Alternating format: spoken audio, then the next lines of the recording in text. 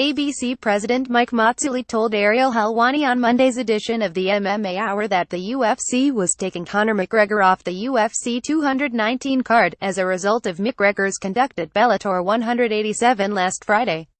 Mazzulli said he spoke with a UFC official about the situation 2 hours after McGregor stormed the cage to wildly celebrate with his teammate Charlie Ward after Ward's TKO victory over John Redmond in Dublin, Ireland.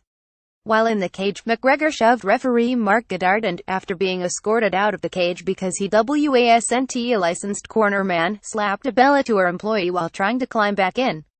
Mazzulli, the Mohegan Sun Department of Athletic Regulation director who was the lead regulator for the Bellator card, did not say who he spoke to from the UFC. But he was confident the UFC has already taken action against McGregor by not allowing him to compete on the December 30th card in Las Vegas. They already sanctioned him, Mazzulli said. So they did hit him. He's not gonna be making any more money this year, and I commend UFC for that. I really do. However, McGregor was never officially scheduled to fight at UFC 219. And McGregor's agent Attaar told MMA Fighting on Monday that what Mazzulli said was not true. Attaar did not respond to further questions on whether or not McGregor was ever planned to compete on the year-end card. A request to the UFC from MMA Fighting was not returned Monday evening. Mazzulli said he has been in contact with the commissions that have recently licensed McGregor, Nevada and New York, about potential sanctions for his behavior.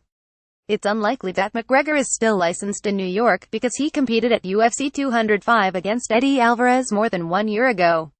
But McGregor definitely does have a boxing license in Nevada, courtesy of his matchup against Floyd Mayweather in August. McGregor is not licensed by Mohegan Sun, but Mazzulli said he will contact his commission's lawyers about any action that can be taken regarding discipline for McGregor's actions. If McGregor were a Mohegan licensee, Mazzulli said there would certainly be a sanction. I would suspend him indefinitely and I would require him to come to a hearing and defend himself, Mazzulli said. Again, I go back to the safety of the fighter. At the end of the day, Mr. Redmond was down, he was unconscious, he was dizzy and we were unable to provide medical attention to him, because McGregor had to dance around that cage and push Mr. Dard, assault Mr. Dard, as well as one of the Bellator employees. That's completely unacceptable. I wouldn't even allow somebody in the audience to do that. There was confusion in the bout between Ward and Redmond over whether the round had ended before a TKO was called. McGregor jumped into the cage and seemed to be arguing with Goddard that Ward should be the rightful winner by TKO. The fight was indeed rolled a TKO at 459 of the first round. Redmond told MMA Fighting that he believes McGregor influenced the result of the bout. Either way, Mazzulli said, it doesn't matter. McGregor should not have been in there in the first place. To me, that's irrelevant, Mazzulli said. The relevant thing is Mr. McGregor took it upon himself to jump in the cage. That adversely affected the fight.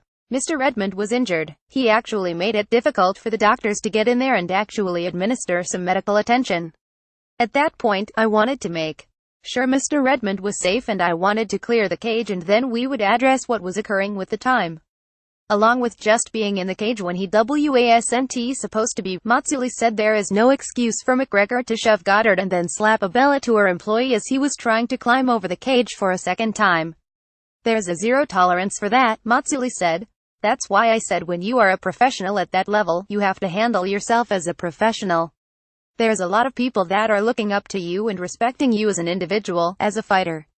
Don't get me wrong, Conor McGregor is a great fighter. I've watched every single fight of his and that's what I do. This is my job. But when it comes to what he did to Mr. Goddard and Bellator employee Michael Johnson, what would possess somebody to do that? Like I said, if it was at Mohegan, I guarantee you that the Mohegan Tribe Police Department would be removing Mr. Conor. There's no doubt in my mind.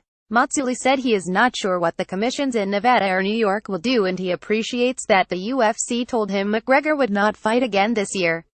He said in a week and a half, he will have information about what he can do at Mohegan Sun as far as a punishment. Mr. McGregor is not bigger than MMA, Mazzulli said. We all know that. Mr. McGregor may not be around in 5 years, but MMA will still be. I think that is very important to understand, that fighter safety is the most important thing in the world. Because without fighter safety, this sport would not proceed to the next level like it always has. Mazzulli was cage-side for the fight in Dublin and is now in Israel as the lead regulator for Bellator 188 this coming weekend in Tel Aviv. He has been regulating combat sports for 21 years and was in the room when the unified rules of MMA were written in 2001. The situation in Dublin, he said, was unfortunate, no matter who the person was who did it. First of all, I'm never comfortable when somebody takes it upon himself to act like a 5-year-old and jump in the cage, Mazzulli said. The bottom line is he was unprofessional, he was disrespectful, and it was not acceptable in my eyes. In any situation, I don't care if it's anybody else jumping in the cage. We don't do that as a professional.